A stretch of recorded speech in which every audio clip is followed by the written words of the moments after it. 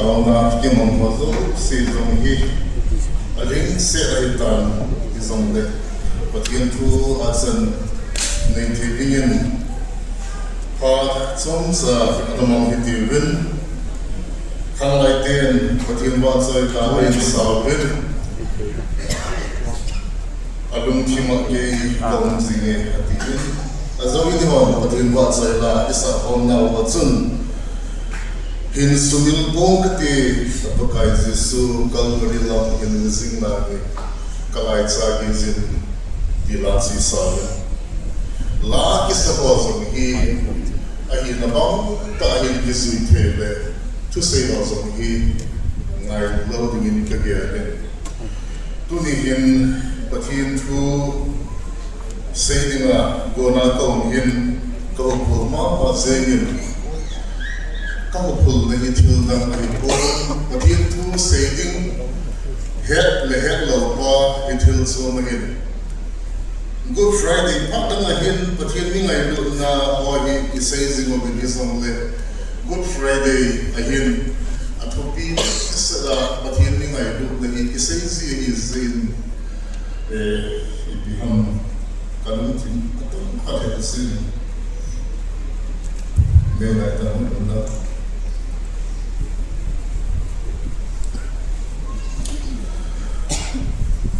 Sacrament service on the Tutsung to be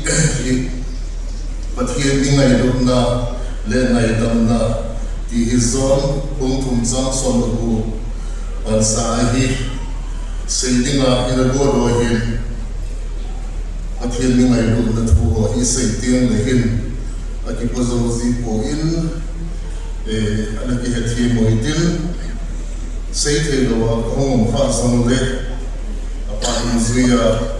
say tai lo kai na fa song le sermon chitsuong le patin nei pi ubin la tin tunin da chan ge ki mong sa di mi hin ni ha lam tin le hin topic so be khat ilu tiu hin tu zing wai hin pakai superstar athi le hi but here we may look upon the death of Jesus Christ is the manifestation of God's love in him to be in a new way.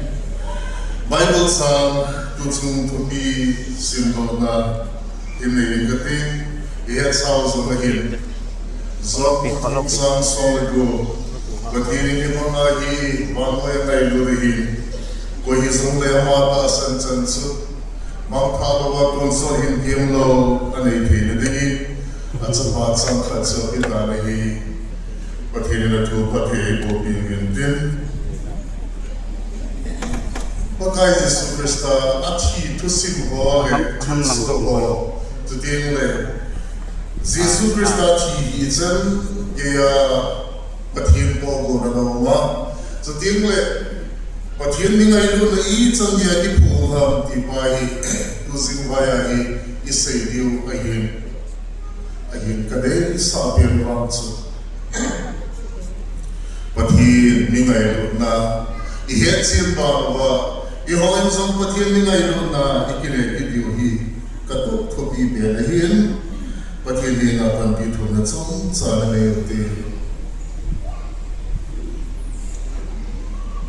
pakai katian apa katin lagi it's why kalau timau si ayil mana itu sih kada ses ni piwa ni katian azat so nangin ko ano kilam to hoso na idahin kilwang katsapa Yesus Kristus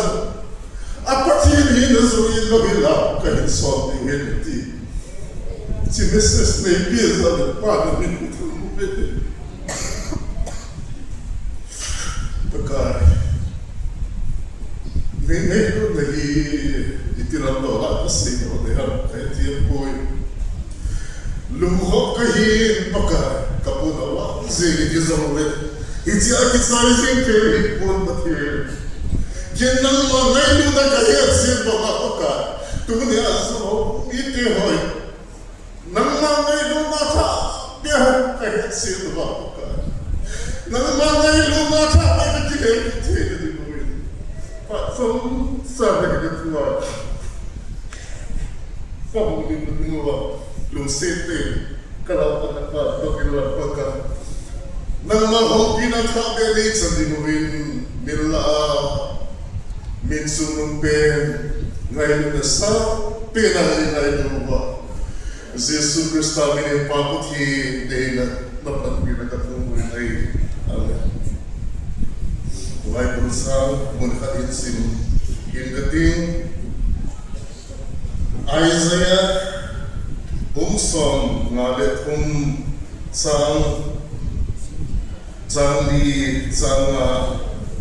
sang sige na ikay sim Dati na higin Isaiah Song Ngalit sang sige San insimikating Adang atwa kay sektori tatin Pesang katle Lina noy sa hongin Tapi mongin amareho Yesu natin Sing apo Igyum nauzo se apo mamutay Ahin leho amat sa patiri na yung bola adena Abol gantay danin igyal sa tawe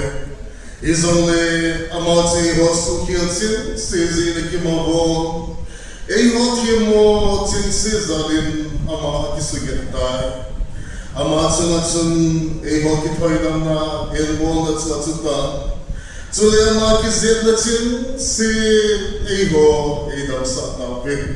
Ibon sa wakil mo'y mga pamanda mahitawin. Ibon sa mga madilam siya kihit si hitawin. Ititsun pakaizin ihotin mo na bon sa amat sunadutay. Amat sa kibol gentizin sule akibol hestutay. Ahiwangin amat kamtsin katsin zong akiapoy. Patirin atu patero sa Ihozo siya rin natin patay mo piyohan. Jesu Krista iti patin pagong lo dahil tuzing waya atin patin ni ngayon na tuwi sa iliwahin. Sa tingin Jesu Krista at sumtu amadwa at sumtu atanaw kole pakaya suthidan ohi ivetu at sila agin Satanin zong patin pogon aum bangay satanin zong ama timo na tiyahi ama na gisumua tinetsan ke ako hiti pali satanin blanca he ako na iti patin pogon ay ama pali azerun bongay ahilla Jesu Krista amang ko na at sumtu kita laho iberin at hinetsan ke ho iberin na hile Satan din ako kung pahi abulit zo ko hikitsin te akin boy. Zantayin pa kaya si Krista at hina ako nadinga matsa o tuho inasayohin. Adin tao na tampi pathin apa pathin hinga na neza at tao na ho nag-isang pizinga. Isang na tao na pathin asang pilo pa ahikayin. Hitikon hitako makunin so mangin tiya na tao na pahi pathinin anasapi ito po hitik mihin na ana tao pa amihin na zombe pathinin na zombe azin zombe hitik tao na pahi na kisanye yan na lamdang zipa huling nahi anaw hile dunia hi pathin minung sin nahi hitan gaya ni nahi di pahi imunozo no diwahi itisi zam pati itambawin ahil la pagka Jesu na tao na akong kanatso ahil kay matusa hilawin ng mga tusazo ihen at inapahin golso na anezin tunin zong zangkayin tao na kisang lawang tingle lughimo po di azitsu pagka Jesu zilzong ataw na kisang pilaw hitibatsu na palong timakoy kahi inadiyawin hitipahi ihil ko ay sumilaw yung kanomi tingle pagka Jesu tao na hilpawi Kema to sa hilawin ng mga to sa iyan at ipay ibol zona di uzo mahindi kasay do mobil pagkay si superstar matsay na mutayin rong sa mayroon alaman mobil aditiyo din say dahil kating amat zo bahil at sumtuhi anadan mobil pagkay si superstar sumtuhi gubay kita nahin kumvay Hậu thu lang pa nga, amay hậu lang tayo ka na hisin, hậu thu lang pa nga tuhi at talagin, tumvay mahi, len ho, len to na ibay hong ho, lam to kisayin, tumtuwa talagin. Jisi at su ecclesiastical trial, ahilaw, sa lang pa nga, at tumtuhi, tumvay, may laylay na tanong tilin, amak nasak pero mahin, Team Pulin anak buah, pakai si superstar in kung na kilbel ta ministry na bolaya, anak ihamil lima mazin tutin le. Nasa ka pakai si superstar munum lo, pat su anak team buahin. Dia su anak team buhi team Pulin su hitalawai, pakai si superstar mat saparwai. Isang nama ko mahina na puyawin. Ititsun Patsulu na kay nga so iti anak yung po ang sunga po iluluwahi Sanhedrin member Sanhedrin iti dingle Pharisees hohin Sadducees hohin Jews te hulang kaizo si iti tu Sanhedrin member iti wa members hong sa gimel di formo ba sa kulang uzang tu dingle pihang kiwai po na lang wazang asay po ziwahin Amo tutan din su Jerusalem le akim vela su amo tu HQPA tadi ahong kifok tadi su kung kami vela mo pena lu dengan isya su anak yang buko mahi pakai suhi akai lu pasadoin abana kaya fast tim pulin angsunga Sanhedrin member ahong kifok paduin pakai su tunzangi atu atan mobil atim na tu zama seiman sa mobil Nang lagay wang su team 2 isay tayin. Team na 2 su say na ding hoy lai tutan na isang le HQPA him. Man 2 isay tayo zong le. Man kela pang ding lawyer mo awin amo ko igoya chungchang 2 zong isay sa tay ukil mo igoy tayo him. Pagkay si suwang hi ama atim mo na ding aholo Amit mo na din, sinagay kopihila, John C. Ama John C. Umhizang le, John C. na ni tabangahi treatment na piyohin, kaya pas ang suna ititutan na sa nayon. Zeus tehin, zang kutin no ya tukitan na po pohi, amahuali nga at hukilalo kahi zetsun, zana pagkaya suki na din nga, Kuatan mau si kuwa angawin kuwa humva nisa nelcaca ahunsu ahi pakai superstar hi atungcang tuhi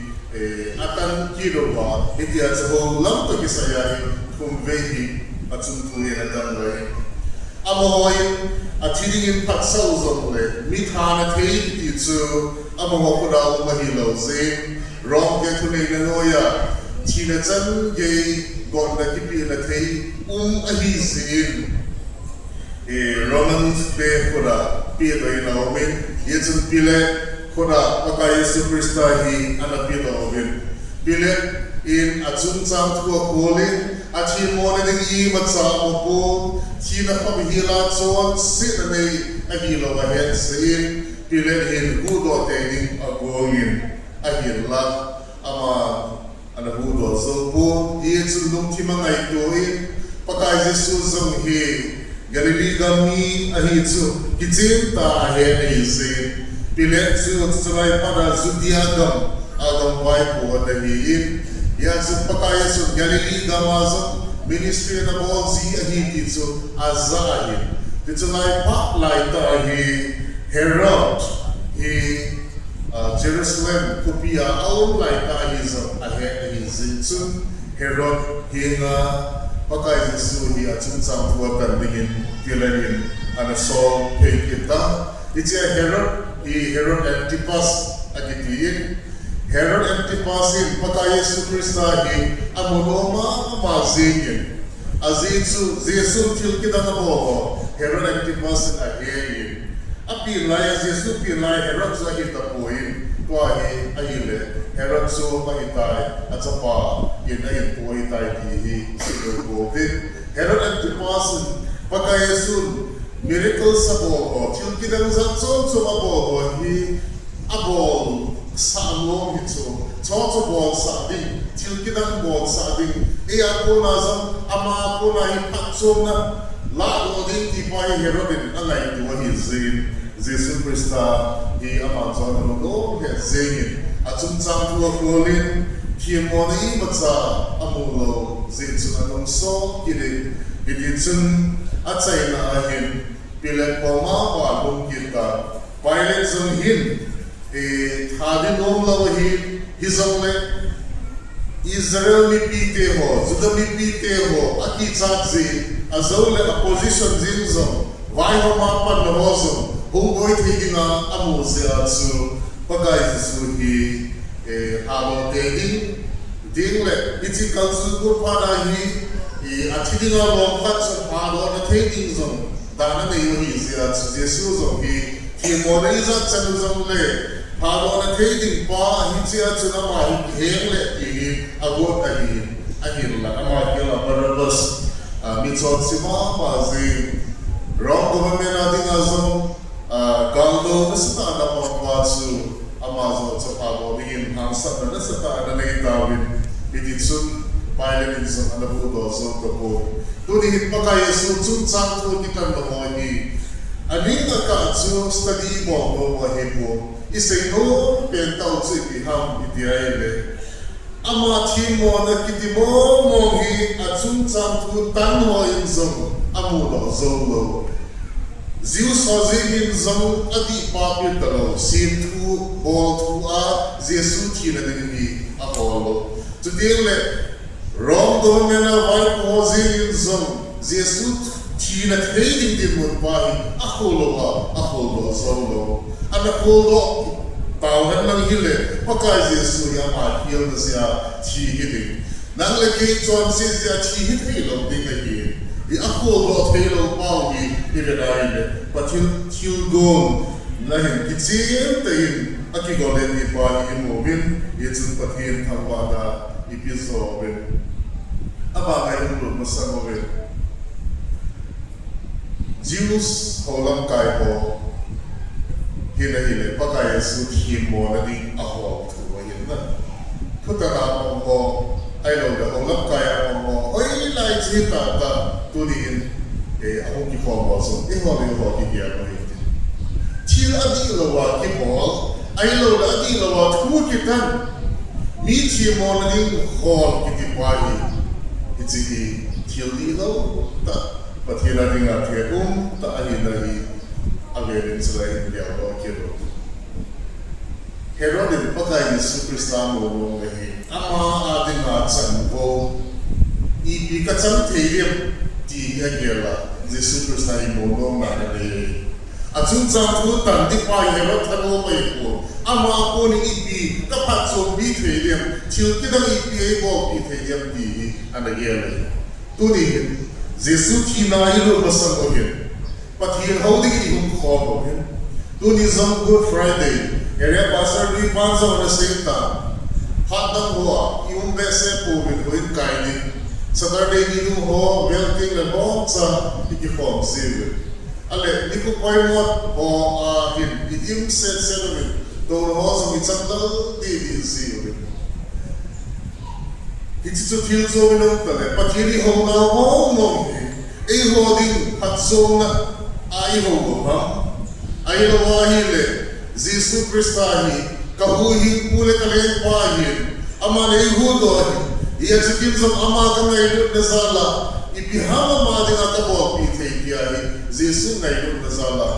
ahuhin kayo ayaw na patili ho hamdi ikiyahin lawang kasayo tulay Christian tamkay herap baka ipitso kapat so bidem Christianity sa kuha ko ma ayaw na ayaw pera sa inyo Bijang isi hokuma ko makuna hi kaya dinga ibikalen lo thedi ha ibiham hokuma ko na kalado thedi kapatso bi thedi ti pa hi atam zo ti ya din taking sai ititsu hizalo digai ititsu hizalo ba patini ngai lut zalo ba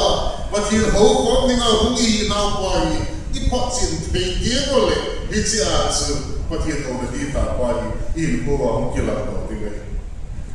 paile bin so tuta na dezin adilo henesasa opposition pa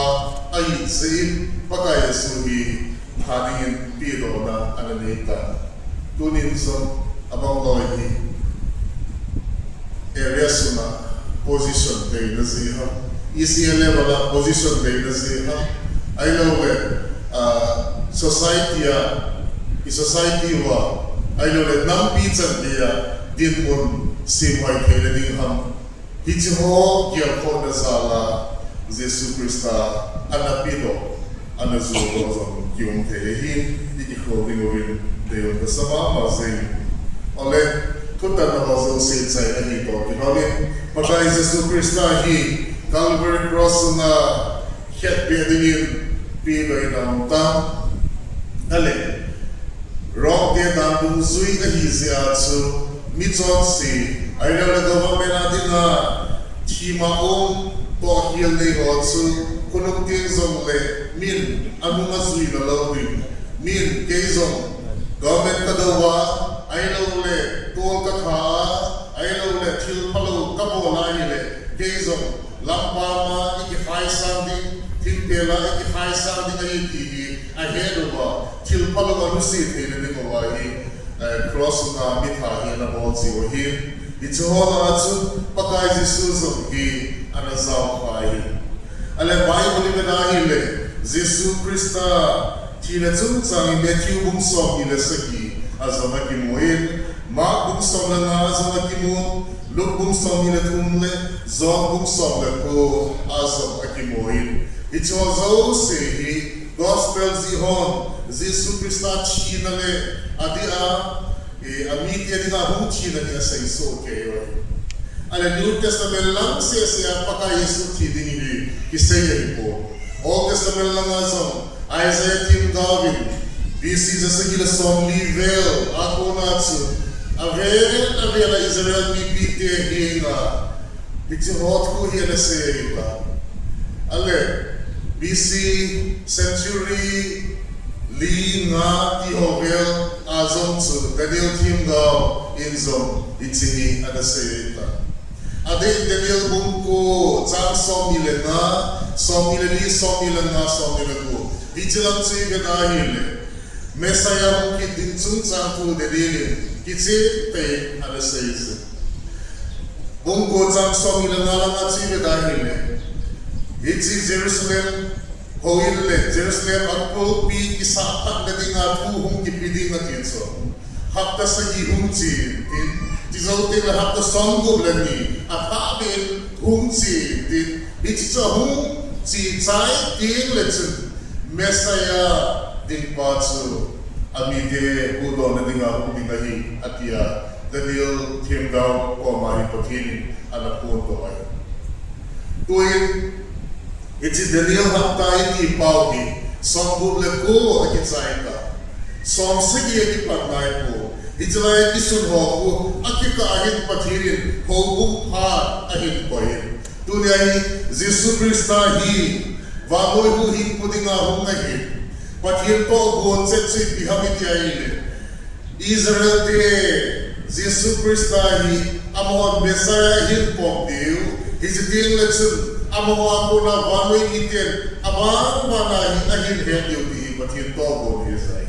izonle amon Messiah hina pata so anapong thelo pata itsi hapta song le kole hapta song sagi katso patin grace period khadi akoya hitsu Gentile odingaso azwa Bible zaming simu ko hizawle amata asat senso kita so ziu so se italoi Israel te se italoi itsi patin ni ngai damnale ni ngai lun natsun Israel te se aho hitalawai koi hizamle amata asan zo so mang thalaga kun sorin kimlo anay tinadingin at sapat sa kanapitay at ibatsu nang lagay din azang pabihan kung kibong na itay tihi imutheyorin.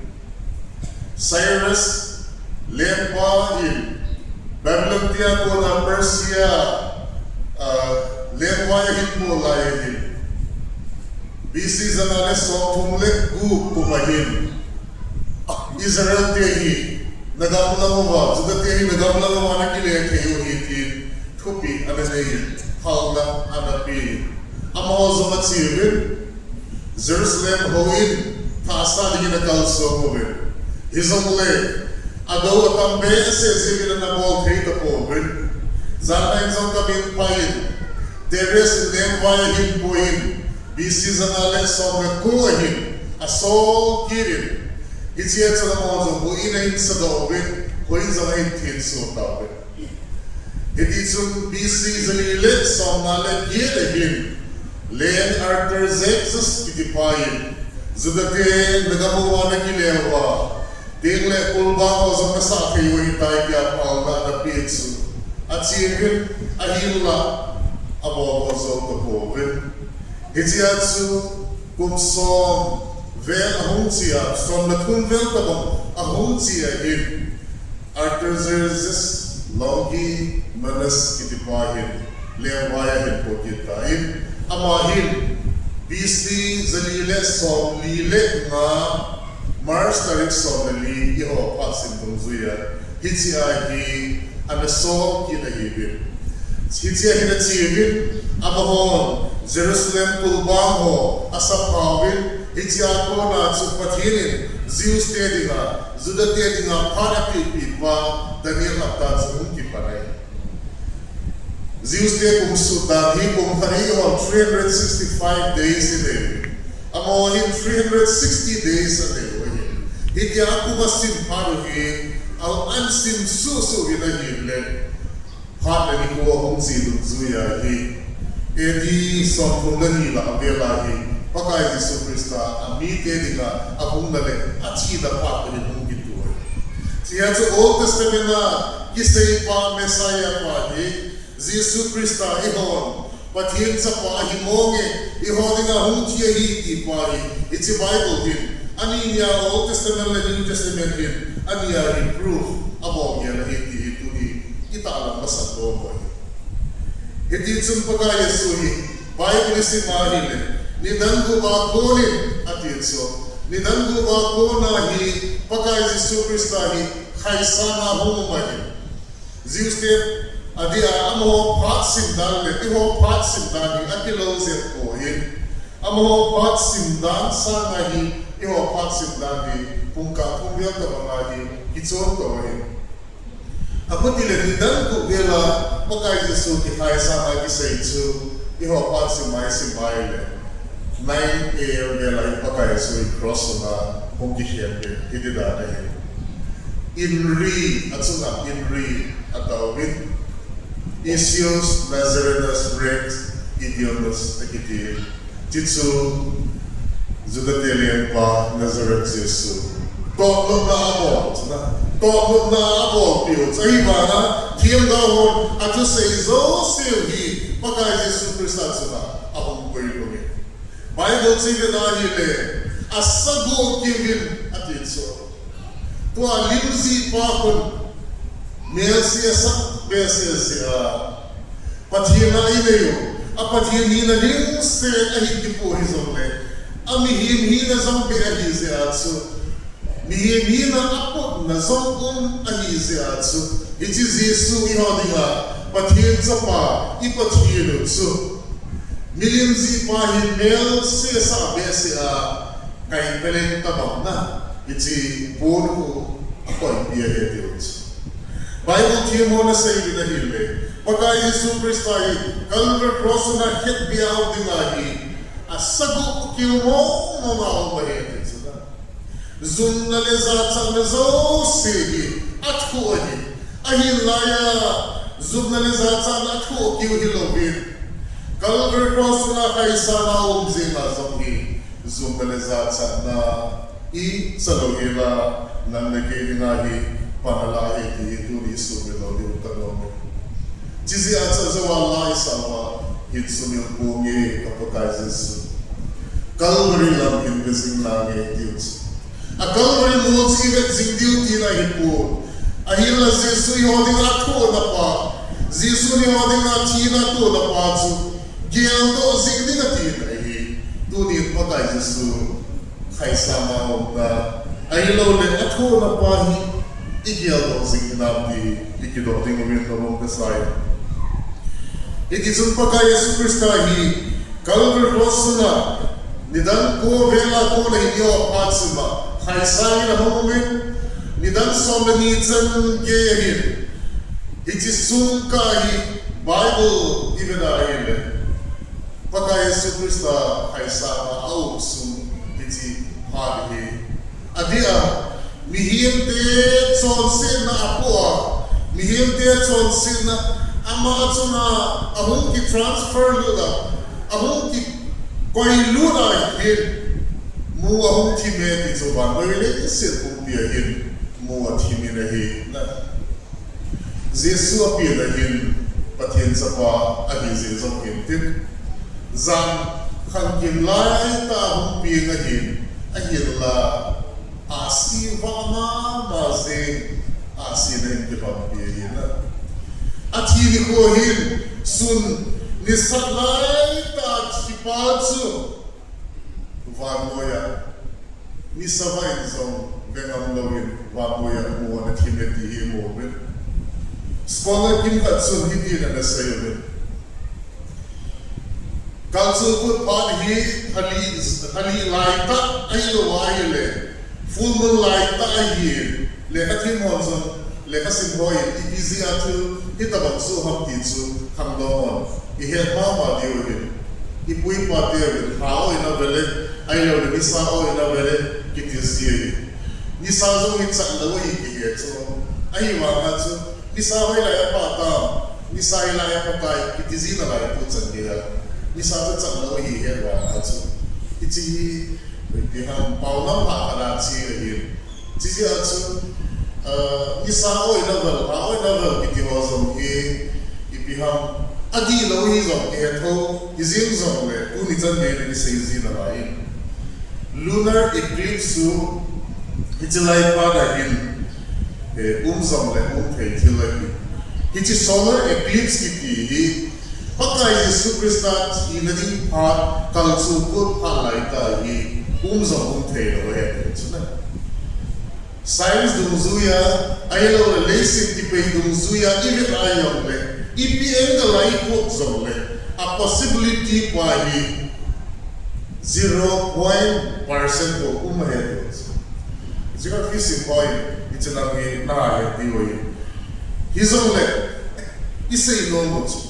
Meeting mo. Hita banga pagka Yesu Krista achia solar eclipse ma. Valoy kung pia muat simpahi zong telo til soe ta bizong le Palestine dama solar eclipse kiti hoi mai zong le minute niya guna minute sagi ka telo ngai lo ale hitima paka Yesu hong chia din vanoi kong pia buat hime ti hoi na Palestine le kilbel donc ce qui m'a été dit ayant la valeur qu'on puis à gros digin yellow it minute ni le minute sa ki ka bo trading is on le patienti ko na hi pa ki chen ten lai immobile motim ki ti bible ai ps ai no ham bible in motim ki ti judgment ai lo le patil no ai lo na patil in approver appeal or disapprover apo ay lo patil lunghan na kiti hohi itabang motim hohi ya tsu mihim te chon sin na itsuwa ahung chu ahi apa patil zingin zong aven lam lo hi ti isu bi lo yu ka lo ni je patil na ma ta zong itla ya hi hung ki kuma vanoi kong pi hi motim anang bahi pakai su ti tilso gimnei ta anomine abana tilso gimnei ta kitsi biham ling ho ki ho doge iti ling ki ho gin pa cha anasata datsu ling ki ho zi han ku a konin zo han ko ho ki ho gamin iti ho kon sun anatit samo mitin pabet patzo Jerusalem kopia ahum toile via kitso duhin han hong ki hong hello iti symmetry wa atita sa inu ipate ho hong todo le inu ki dang lo de handa han ko ki hona Jerusalem kopia mitin pabet par hong toy kitso iti pathin til bo hi ki iti ki na ki moy har ka dingle Jesus Christ hi Haokip mong ding hi ti pa hi avet sana ki bola hi ti Bible team mo na say Kim puhoyin sa ang kya ti le sa hi khop tu ti le sampal pabet khat alam ba tuhin sa hi ki bol mo ding hi tai lo ga hi ki khol mo ding hi tai ti approve na dinga sampal pabet kari huina ahin mapo ziwa hitsi supatini na thangwa na anei zo le akir hapta pona sambol lo mo anapa ziwa Israel te hita bangatsu itlay ni king ho hi ata Jesus Christ omasangat howa vandama dati ni king ho sa kilawai izamle Jesus Christ hi China zama zoa hidna dal ka hit ipai approve na dingai athang ko dingai pakai su thang ko dinga John Baptist anapang banga ama harbinzer tabang dinga anapang tabanga hi pakai su adingai anapang hi iga talang lo no dingle chil kidang ta ka sipihan tu khangi ni hon patini no bini ho thei ta Huina hong low pines of Ayina zong patin Wamataw na pampeita. It's like para I tabong chonsit na patin te kihodi halang itibodi hizongte. Jerusalem temple tilawatso koi man patin te kihog man tanay kilaway. At sang wala patin to khom na kayo le patin ko mataw na kikitsu kinay kilaway. Ahilla pakai Jesu Krista crossa kaisana uma iti crossa zingla yehin Jesu ahung chito kiranahin Jerusalem hoina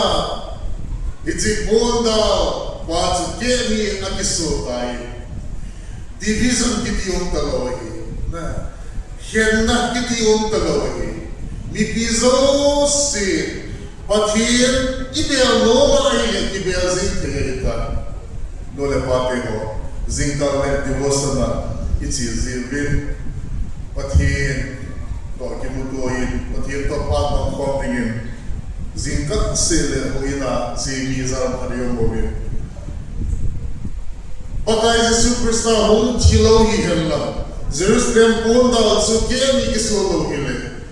Zinka divorce ni kasi ho zam hi minimum lo dingai ahilla iti ponda so ke ni hong kiso ta zitsu dan le ke zam pakai ang su ibel ke hita tiempulin mai su galut ke hita poi nang zam do the ni hita Jesus Krista ki sanjala nang zam pakai dinga athim na hita nang zam pakai dinga athim na hita Ibai celai kecil ten imoteorin. Isi cun celai pakai Yesus Krista huntia tilsoho aku lagi ipiham imoteo isi uloteo. Pathir ni ngai lagi alien masih pathir ni ho di tilpa bot biweti imoteo lagi. Atsai lagi ipibola itsoho isuha. Ipiti le pathiri na chapa chang khadhi idlo hila hitabam iga vedahile skits it howa I know drama it howa it's stage na ipiham mi modinga thili ipipiham khat hin ball ho performi ball ho tabok to hin ahong kilo in pathin drama in payote na pathin na hin goal skits dalin ga gerite ipian dile pathin achapa hi athu odinga hitabang something ani ago na hidem ti achai na ilai to hom diwin kanome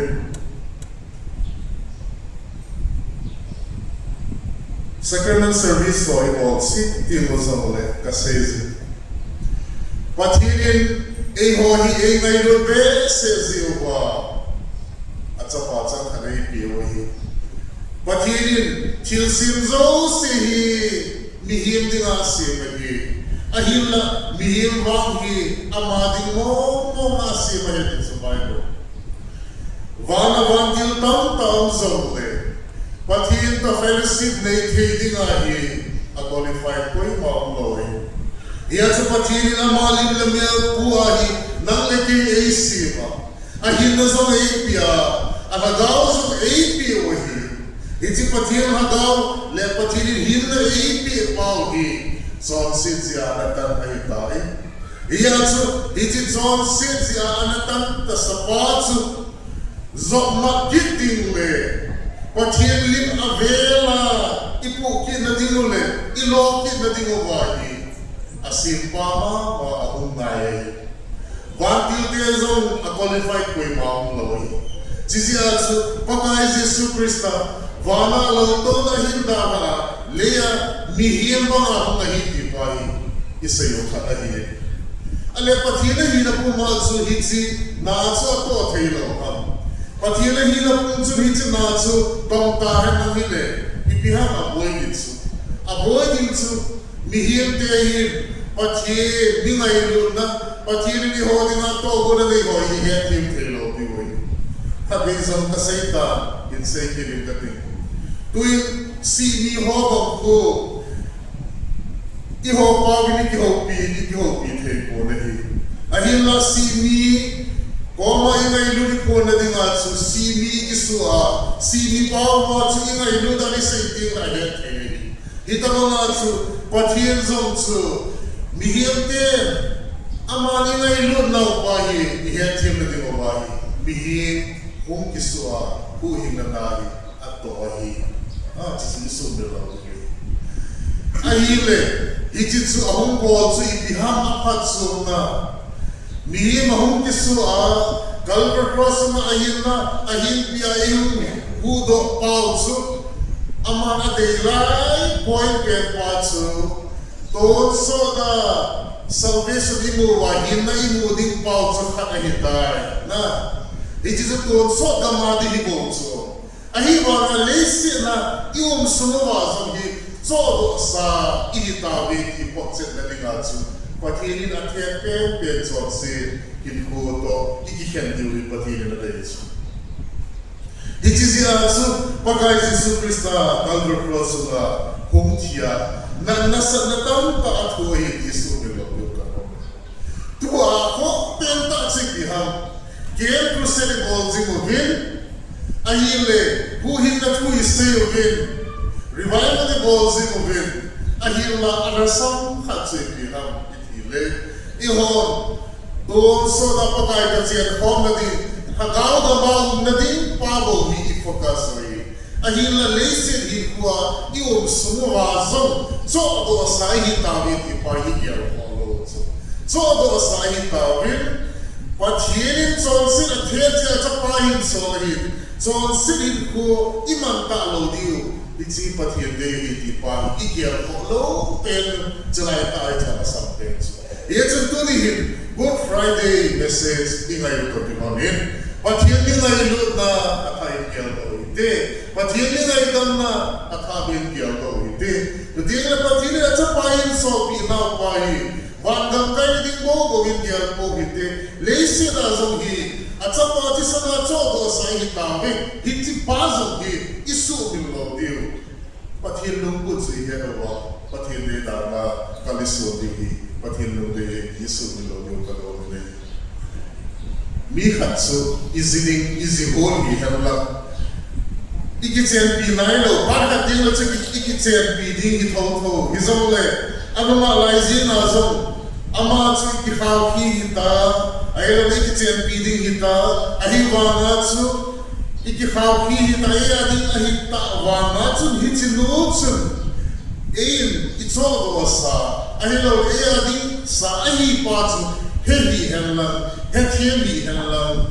ama chu ka kitchen pala ma bi tui kadum to bihin ko mai kating ti hanala ei ma ithet pen pa imuda pen pa ta chum ti hok sing kele ilong san na ding ai ilong tim ti pa lo ding ai hitabang din mon sa dahi Christian dam zo i din ai yesu jisu ti na hi gyalo se mo itin jesu ni ngai lum na ni ngai dam dei gyalo se mo itin wan dam kai le ding mai zing le ton sol hin na ding mai zing ke lo leisi na zongi patinin so do sa ihiu kwa hi ikihen sinting wa ade patinin na tu isela itsan se wa dingin pathe ko